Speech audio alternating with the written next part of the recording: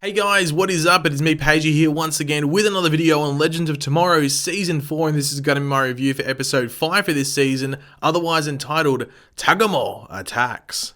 But of course, before we get into the rest of the video, there will be spoilers throughout this video, because, well, it's a review. You know, we're talking about a TV show, there's going to be spoilers. So if you don't watch the episode, go watch it and come back to this video later on. But if you are continuing on, be sure to drop a like on the video to show support for the Legends videos. It's greatly appreciated to see that. Let me know in the comment section down below your various opinions on this episode. What did you like? What didn't you like? Just give me your overall opinions down there in the comments. And of course, if you're new to the channel, make sure to subscribe for more Legends stuff. So this episode, for the most part, for the main story, takes place in Japan in 1951, where a creature makes themselves known. And we're like, okay, what's going on here? We don't get too, good of a look of it, but we get a general idea. But we do get that cool like Legends intro in Japanese, with like the subtitle that says DC's Legends of Tomorrow. I thought that was pretty cool.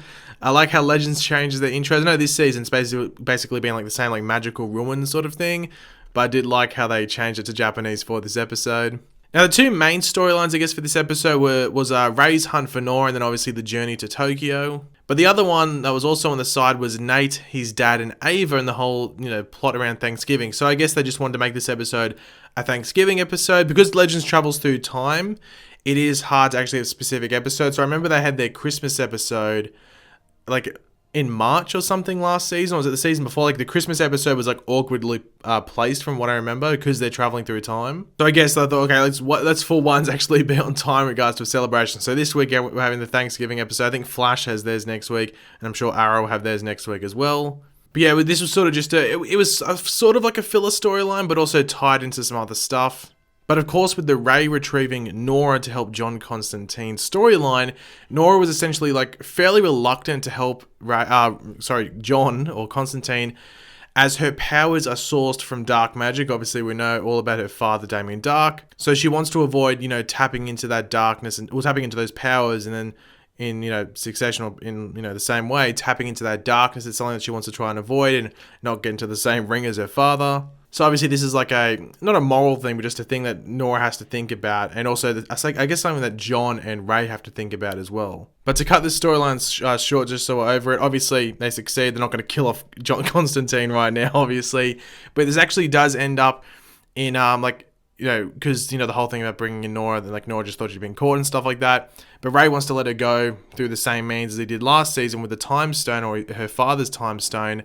However, Nora ends up grabbing Ray and taking them both to the Time Bureau, and she hands herself in, which I was actually fairly surprised by. I thought either Nora was going to go back on the run, or she was just going to join the Legends and hang on the Wave Rider for a bit, even though that might have been a bit of a contentious thing to have with all the other Legends. We know what they're like.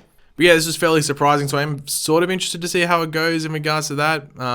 Maybe the Time Bureau might use her, but it also might connect with something that happens right at the end of this episode, which we'll jump into, as you'd expect, right at the end of this video. In regards to the Tokyo stuff, I did feel it was a mix of mainly Godzilla, like those classic Japanese movies, like the monster movies, but also a mix of Jaws. There was a bit of Jaws in there. They even make a Jaws reference about needing a bigger wave rider, or wave ship. I think it's wave rider.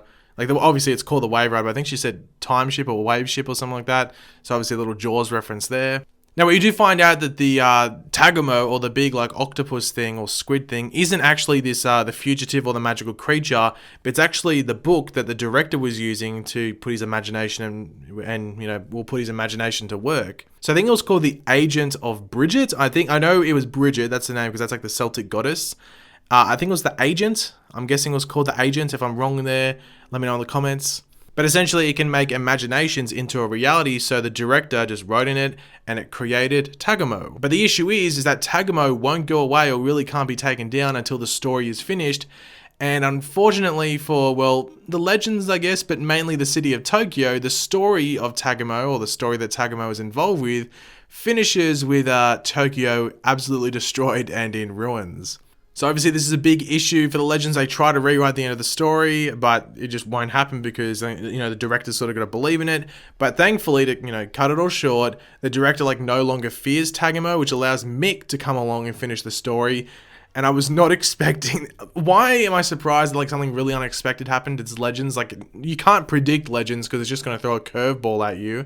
But obviously, throughout not only this episode, but in the past on Legends, we've seen that Mick is an avid writer. Obviously, he wrote that romance novel, and we see his fantastical creation, or his fantastical woman of Garima. I think it was Garina or Garina or Garima, one of the two, or Garima maybe. Anyway, she rocks up, 3 boobs. Obviously, Mick, was thinking about having 4 there, but obviously I think 3 is enough. Even the Japanese director thought so as well. She comes in and slays down Tagamo, and a pretty cool scene. I really did like the way they filmed it and stuff like that. It did actually look like a classic, Japanese Godzilla monster movie, which I thought was great. But yeah, we see that her and Mick get it on. So at least Mick's got his own. Well, actually, I think Constantine had the book by the end of the episode, but Mick had a bit of a release there, if you know what I mean. But yeah, Garima or Garina, whatever her name was, and Mick got it on, and everyone had to leave the room. Too much to have a look at. Another side story I forgot to mention this episode was Gary and Mona in the Time Bureau. Obviously, Mona being the new character for this season. We do see the monsters unleashed. So I think there was a Chupacabra, I think that's the name of it, a Baba Yaga, I think that was the other one, and also just a straight up werewolf, I think it was. So those 3 creatures were out there in the Time Bureau. I thought it was a pretty cool scene, pretty funny, short part of this episode, and obviously with Mona coming in and helping tame down those monsters that had been released. Now, Mona is meant to be a main character going forward into the season. Obviously, she's showing up more and more. Like, she showed up for like a bit of an episode before, and now she's just trying to get more and more into it, and now she's more involved with the Time Bureau and stuff like that. Now, I think she's meant to get bitten by a werewolf. I remember reading that like her character was meant to be affected by one of the fugitives or one of these monsters, so I'm guessing it's the werewolf. I know this werewolf appears in more than one episode. I'm not too sure about the other creatures as well, but I know that werewolf is meant to appear in more episodes, and you sort of get a hint of that in this episode because the werewolf is sort of focused on more. Like, if there's any singular shots in this episode of a creature, it's mainly that werewolf, so he's going to come back, I'm pretty sure, and most likely attack Mona, or at least scratch her or bite her, or one of the two, and she's going to get some abilities from that. I don't know if she'll full on go straight up werewolf. She might just get some sort of like, werewolf abilities without going werewolf, if that makes sense. But I have to wait and see. That's just from what I know. They might have changed the character up from, the casting process to what they're doing with her on the show right now. But the big thing at the end of the episode was Nate's dad. Obviously, Nate's dad so far has almost been like a bit, he's almost acted like he's had like no knowledge of the Time Bureau before, and what actually happens there and what various activities they do.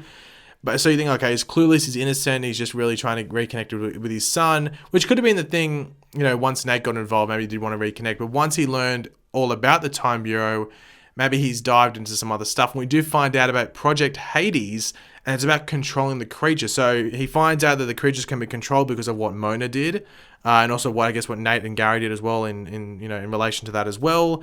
So that's the thing. I don't know what they're going to do in regards to the control of the creatures. Are they going to use them for like missions and stuff like that? Like send the werewolf out and get him to do something? Like what the hell's going on there? In regards to the name, Hades is like the Greek god of death. He also controls like hell or the underworld, in Greek mythology and stuff like that. So, Project Hades, he does all that stuff. I don't know if that's just in reference to these creatures of where they come from.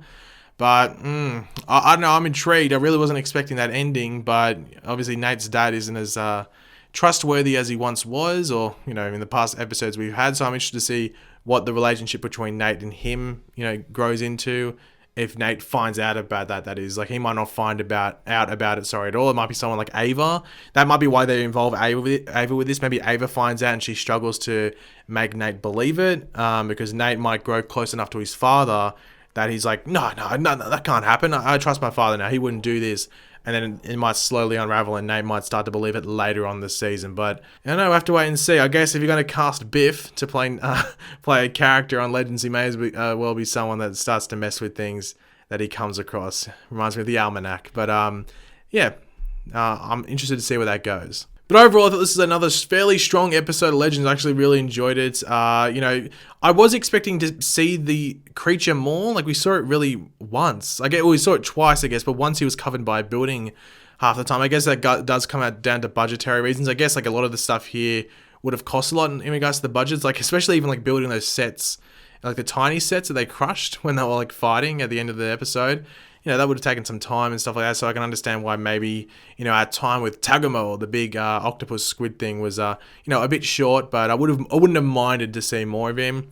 But I am intrigued to see what happens with Mona and her role in the Time Bureau, as well as what's going on with Project Hades. I wonder if that's going to be that big of a thing. And we did see Nora actually have more visions of that guy in Constantine's like visions and stuff like that. So I wonder when that's going to come to a head, and we're actually going to get more in depth with that. But that's for us to wait and find out, I guess. But thanks for watching, guys. Hopefully you enjoyed the video. If you did, it'd be awesome if you could drop a like on the video to show support. Let me know in the comment section down below what was your favorite part of this episode, what didn't you like too much. Just let me know all of your general opinions about this episode in the comment section down below. And of course, if you are new to the channel, make sure to subscribe. I'll catch you later, guys. Goodbye.